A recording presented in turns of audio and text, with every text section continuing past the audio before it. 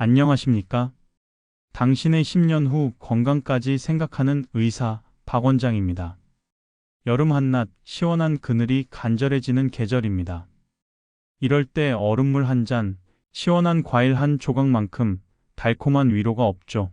그런데 혹시 그 잠시의 시원함 뒤에 더 지독한 갈증과 겪어본 적 없는 피로감이 몰려오는 경험 하고 계시진 않습니까? 물을 마셔도 입안이 바싹 마르고 식사만 하면 그대로 소파에 쓰러져 잠들어 버리는 오후. 이것을 단순히 여름이라서 나이가 들어서라고 생각하고 있다면 오늘 당신은 아주 위험한 착각을 하고 계신 겁니다. 그것은 당신의 몸이 보내는 필사적인 구조 신호입니다. 당신의 혈관이 끈적한 설탕물에 절여져 비명을 지르고 있고 당신의 췌장이 과로로 쓰러지기 직전이라는 마지막 경고등입니다. 오늘 저는 이 지긋지긋한 여름철 갈증과 피로의 진짜 원인이 무엇인지, 그리고 우리 주변의 가장 흔한 이 채소 하나로 어떻게 이 모든 문제를 해결하고 당뇨와 고혈압의 공포에서 벗어날 수 있는지 구체적인 사례와 명확한 의학적 근거를 통해 남김없이 알려드리겠습니다. 잠시만 시간을 내어 구독과 좋아요를 눌러주십시오. 당신의 건강에 실질적인 도움이 될 이 정보가 더 많은 분들께 전달될 수 있도록 힘을 보태주시길 바랍니다. 감사합니다. 얼마 전 68세 김영희 어머님께서 진료실을 찾아오셨습니다. 원장님, 여름만 되면 밤에 잠을 잘 수가 없어요. 입이 바싹바싹 말라서 깨고 화장실 들락거리느라 또 깨고 그러니 낮에는 비몽사몽 아무것도 할 수가 없어요. 이야기를 들어보니 어머님은 갈증을 해소하기 위해 시원한 오렌지 주스를 물처럼 드시고 식후에는 꼭 달콤한 믹스커피로 입가심을 하셨습니다. 저는 어머님께 단호하게 말씀드렸습니다. 어머님, 바로 그 주스와 커피가 갈증의 원인입니다. 불을 끄기 위해 기름을 붓고 계셨던 겁니다. 우리 몸의 혈당이 높아지면 피가 마치 끈적한 꿀물처럼 변합니다. 우리 몸은 이 비상사태를 해결하기 위해 콩팥을 통해 소변으로 당분을 빼내려고 안간힘을 쓰죠. 문제는 당분만 쏙 빠져나가는 게 아니라 엄청난 양의 수분을 함께 끌고 나간다는 것입니다. 몸속 수분 창고가 바닥나는 겁니다. 이것이 바로 고혈당으로 인한 탈수이며 지독한 갈증의 진짜 정체입니다. 이때 달콤한 주스를 마시면 어떻게 될까요? 순간적으로 혈당이 더 치솟으니 우리 몸은 더 많은 수분을 소변으로 빼앗기게 됩니다. 악순환의 반복이죠.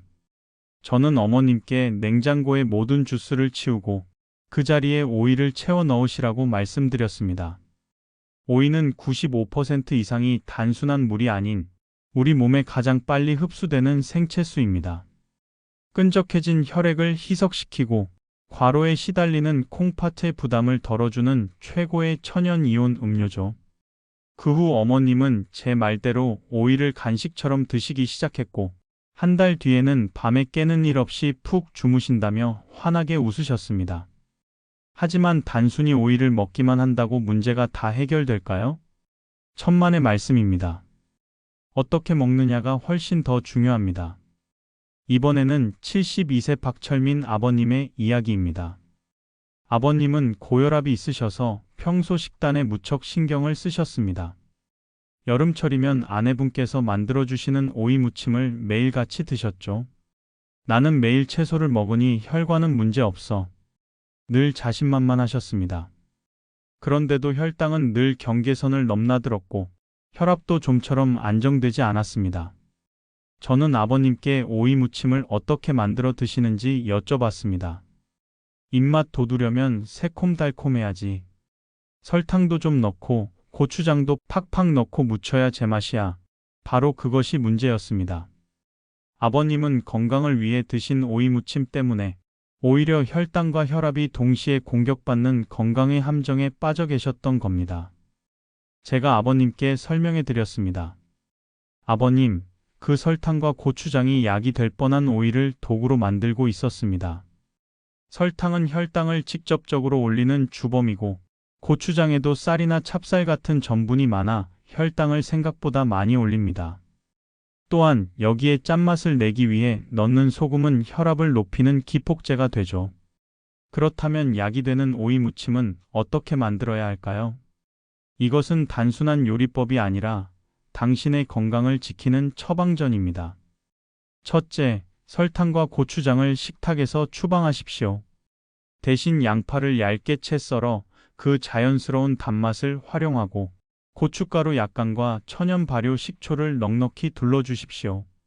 식초의 초산 성분은 그 자체로 훌륭한 혈당 강화제 역할을 합니다. 둘째, 일반 소금이나 진간장 대신 저염 액젓이나 저염 국간장을 소량만 사용하십시오. 그리고 이 부분이 중요합니다. 짠맛에 대한 아쉬움은 다진 마늘과 들깨가루로 채우는 겁니다. 마늘의 알싸한 풍미와 들깨의 고소함이 짠맛을 대신해 맛의 품격을 높여줄 뿐만 아니라 혈액순환과 혈관 염증 완화에도 도움을 줍니다. 박철민 아버님은 그날 이후 아내분과 함께 이 건강 처방전대로 오이 무침을 만들어 드시기 시작했습니다. 2달 뒤 아버님은 혈당과 혈압이 함께 안정되었다며 평생 먹어온 오이에게 배신당했다가 이제야 제대로 화해했다며 농담을 건네셨습니다. 오이가 단순히 수분을 보충하고 잘못된 조리법만 피하면 되는 채소일까요? 아닙니다. 오이의 진정한 가치는 그보다 훨씬 더 깊은 곳에 있습니다. 첫째로, 식이섬유의 이중 방어를 기억해야 합니다. 오이 속에는 끈적한 젤처럼 변해 당분의 흡수를 막는 수용성 식이섬유와 장을 깨끗하게 청소하는 빗자루 같은 불용성 식이섬유가 함께 들어 있습니다. 혈당 스파이크를 막고 장 건강까지 지키는 완벽한 시스템이죠. 둘째로, 오이 껍질에 풍부한 이소케르시트린이라는 성분입니다. 이 성분은 인슐린에 대한 우리 몸의 반응성을 높여줍니다. 즉, 췌장이 무리하게 인슐린을 쥐어짜내지 않아도 혈당이 효율적으로 조절되도록 돕는 아주 스마트한 지원군입니다. 그래서 오이는 껍질째 드시는 것이 훨씬 더 이롭습니다. 마지막으로 가장 중요한 칼륨의 역할입니다. 앞서 박철민 아버님 사례에서 보았듯 칼륨은 우리 몸의 나트륨을 배출시켜 혈압을 안정시키는 결정적인 역할을 합니다. 한국인의 식단은 국과 찌개 문화 때문에 나트륨 섭취량이 높을 수밖에 없습니다. 이때 오이를 꾸준히 섭취하는 것은 마치 매일 우리 몸에 쌓이는 소금기를 밖으로 쓸어내주는 청소부를 두는 것과 같습니다. 당뇨 환자에게 가장 치명적인 합병증이 바로 혈관 문제라는 점을 생각하면 혈당과 혈압을 동시에 관리해주는 오이야말로 최고의 혈관 지킴이라 할 수 있습니다.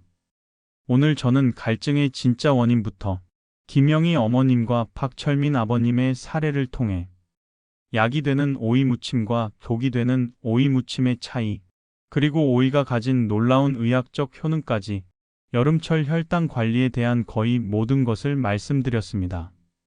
건강은 거창한 구호나 값비싼 보약에 있지 않습니다. 오늘 저녁 당신의 식탁 위에서 이루어지는 작은 선택 하나에 달려 있습니다. 설탕 한 숟가락을 덜어내는 그 손길, 고추장 대신 식초를 집어드는 그 지혜가 모여 당신의 10년, 20년 후의 건강을 결정합니다. 올 여름 이 초록색 보석, 오이를 제대로 알고 맛있게 드십시오. 지긋지긋한 갈증과 피로에서 벗어나 혈당과 혈압 걱정 없는 활기차고 평온한 일상을 되찾게 되실 겁니다. 오늘 제 이야기가 당신의 건강의 등불이 되었다면 구독과 좋아요로 그 마음을 표현해 주십시오. 다음에도 당신의 삶에 실질적인 도움이 될 알찬 건강 정보로 찾아뵙겠습니다. 지금까지 당신의 평생 주치의 박원장이었습니다.